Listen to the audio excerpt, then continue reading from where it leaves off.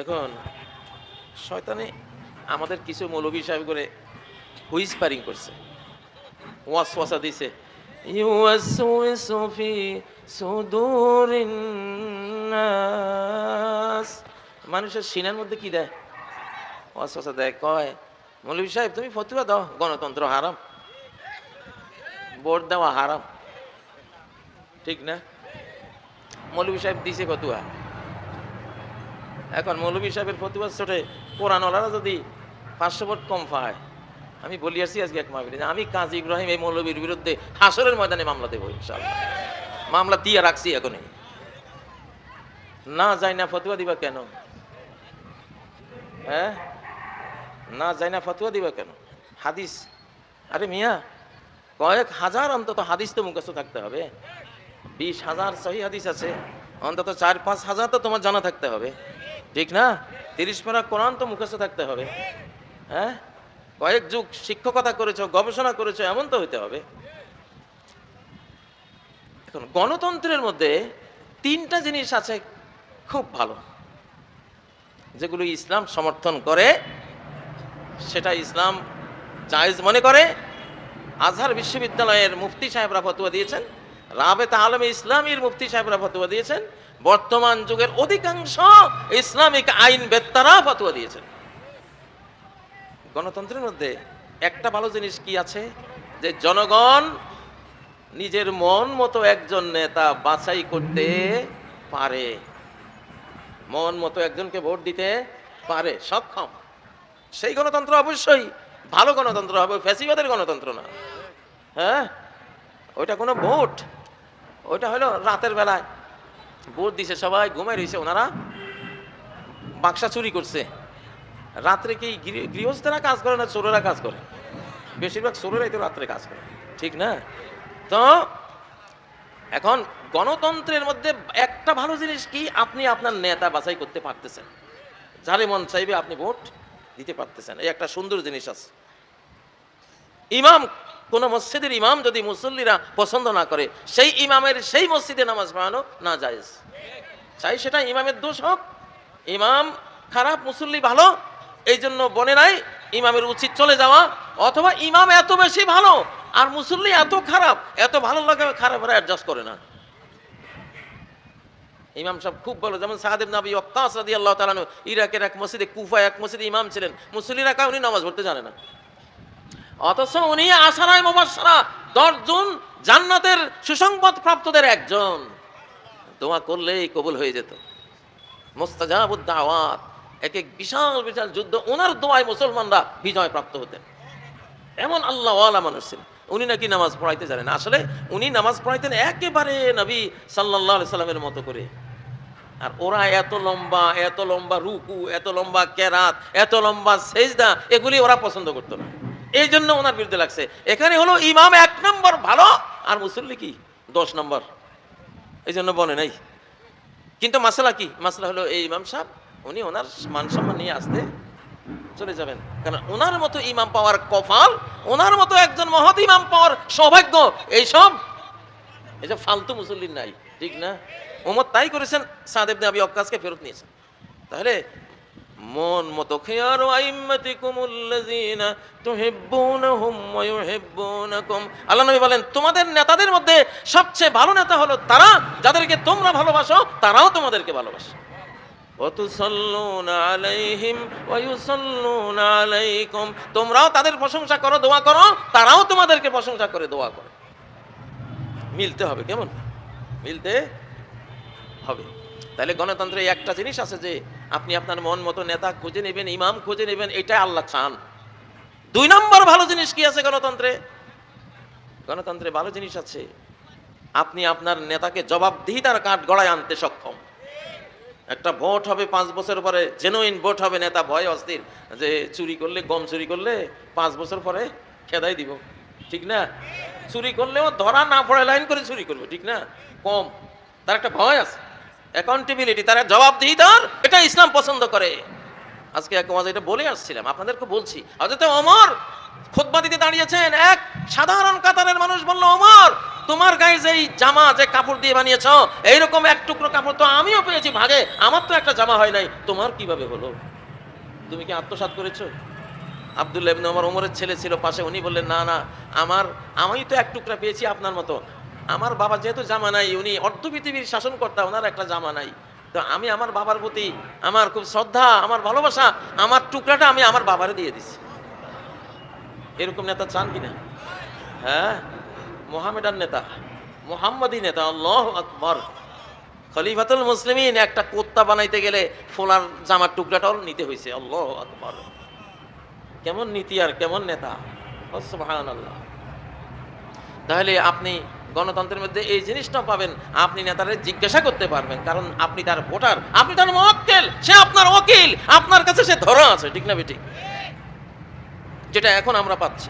ইউনূসকে আমরা জোর গলায় বলি যে সরকার ক্ষমতা কিন্তু আমাদের, তুমি আমাদের উকিল, দেড়ি করলে কিন্তু খবর আছে, ঠিক না? শতাব্দী চেঞ্জ। এতকাল ক্ষমতা ছিল পুলিশের হাতে, এখন ক্ষমতা জনগণের হাতে। এতকাল ক্ষমতা ছিল র্যাবের হাতে, এখন ক্ষমতা রিক্সাওয়ালা ঠেলা গাড়িওয়ালার হাতে। এতকাল ক্ষমতা ছিল বিজেপির হাতে, এখন ক্ষমতা হইল শিশু কিশোর নারীর হাতে। এতকাল ক্ষমতা ছিল সেনাবাহিনীর হাতে, সেনাবাহিনী কনসেপ্ট পাল্টে গেছে, এখন আমরা সবাই সেনাবাহিনী। সেনাবাহিনী তো আছে, তারা তো আছে, তারা থাকবে, কিন্তু আমরাও এখন কি সেনাবাহিনী, এবং এক নম্বর বাহিনী আমরা। নবীজির কোনো পালিত সেনাবাহিনী ছিল না, ওনার গোটা দেশের প্রত্যেক নাগরিক ট্রেনিং প্রাপ্ত যোদ্ধা এবং সেনা সৈন্য। আল্লাহু আকবার।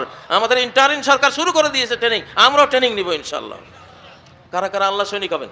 জোরে সোরে কারা কারা?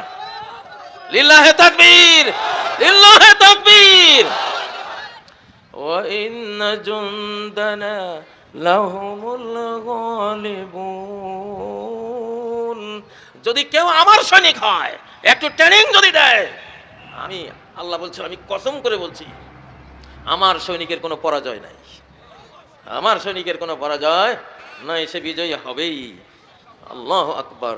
তাহলে এখন কিন্তু আপনারা দেখবেন সারা বাংলাদেশ 12, 13, 14 কোটি লোক ট্রেনিং প্রাপ্ত দাঁড়িয়ে যাবে এখন।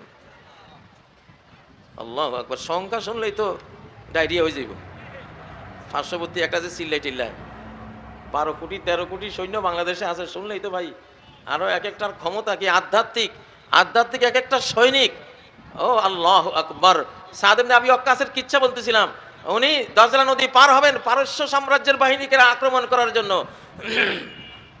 খরস্রোতা নদী, গভীর নদী, স্টিমার ডুবলে খুঁজে পাওয়া যাবে না, এত গভীর নদী।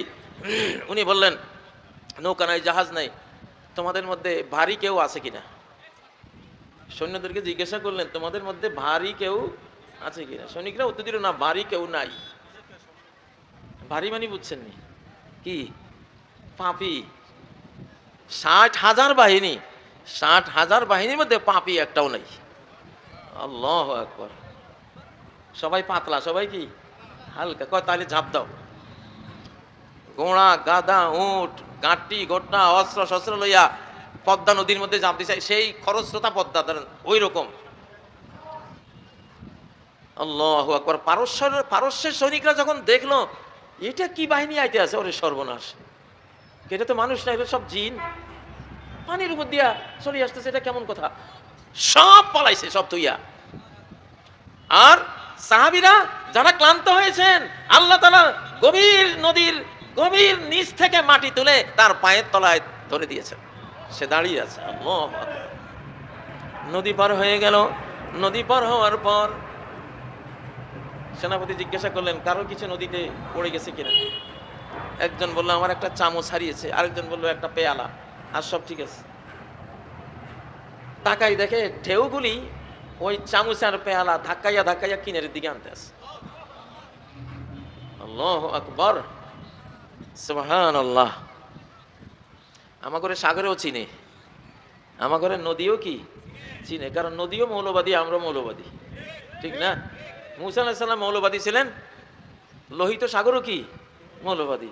এই জন্য ওনাকে চিনতে পারছে, চিন্না 12টা বিশ্ব রোড বানাই দিছে এক লাঠির বাড়িতে, ঠিক না? উনি পার হয়ে গেলেন। আর সেকুলার ছিল ফেরাউন, তুই আয়, তো সেকুলারের গোষ্ঠী কি রাই আজকে? সেকুলার হইবেন নি কেউ?